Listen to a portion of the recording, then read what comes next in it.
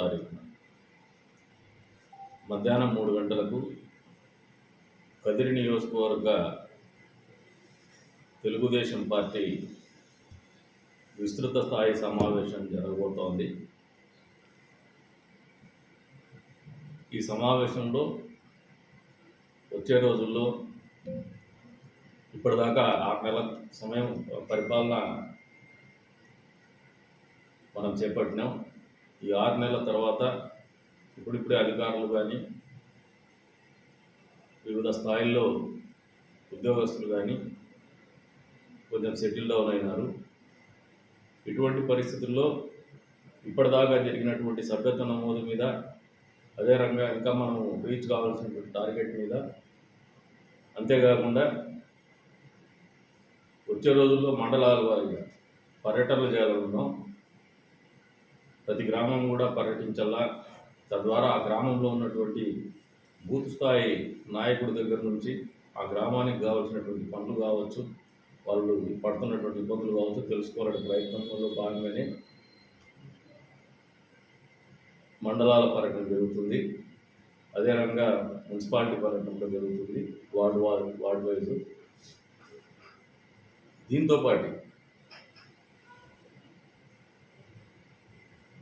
నియోజకవర్గ పూర్తి స్థాయి అభివృద్ధి కోసం మనము అనుసరించాల్సినటువంటి పద్ధతులు, అంతేకాకుండా క్షేత్రస్థాయిలో మీరు ఎదుర్కొంటున్న కార్యకర్తలు కానీ నాయకులు కానీ ఇప్పటికీ ఎదురవుతున్నటువంటి సమస్యలు, అదే రంగా ఏదైతే ఇంకా కొన్ని నామినేటెడ్ పోస్టులు వస్తాం వాటి మీద కూడా చర్చించాల్సినటువంటి అవసరం ఉంది మండలాల్లో. వీటన్నిటిని కూలంకుషంగా చర్చించుకొని వచ్చే రోజుల్లో నాయకులు కార్యకర్తలు అధికారం మామూలుగా అసంతృప్తి అనేది కానీ కొద్ది వరకు ఎప్పుడు సైడ్ ఒక లైన్ రన్ అవుతూనే ఉంటుంది. అందరినీ కూడా తృప్తిపరచాలనే ఆలోచనతోనే పరిపాలన కొనసాగుతుంది. దానికి తగినటువంటి ఆలోచన ఏముంది మా దగ్గర అనేది కూడా చర్చించాలనే ఆలోచనతోనే రేపటి రోజున విస్తృత స్థాయి సమావేశం జరగబోతోంది.